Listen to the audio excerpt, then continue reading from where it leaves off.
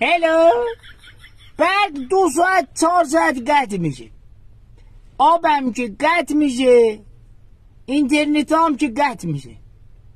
خب شما قطع میکنید، گاز لس کرده، میره خونه اینو اونو میتره کنه. چه گناهی کردیم ما؟ داشتیم تلویزیون نگاه میکردیم، فوتبالستا بلند شد توپو قیچی بزنه خاموش شد.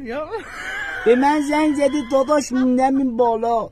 خب چه گناهی کرده این جوان الان اون بالا گیر کرده؟ میگه یه لیوان آب بیار. میگم داداش برگ نیست، وقتی برگ نیست آبم قده، چجوری آب بیارم؟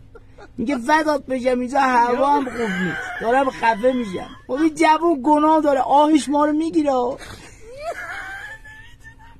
خب پروردگارا فدات میشم، یادت تو مدرسه معلم میگفت جای خالی رو پر کنی؟ ما هم بچه بودیم حالیمون نبود، الکی یه چیز مینوشتیم. الان جای خالی زندگیمونو با چی پر کنی؟ نداری برقو با چی پر کنی؟ نداری آبو با چی پر کنی؟ نداری خورد و خوراکو با چی پر کنی؟ تا کی بریم مغازه به قیمتا نگاه کنیم نتونیم بخریم؟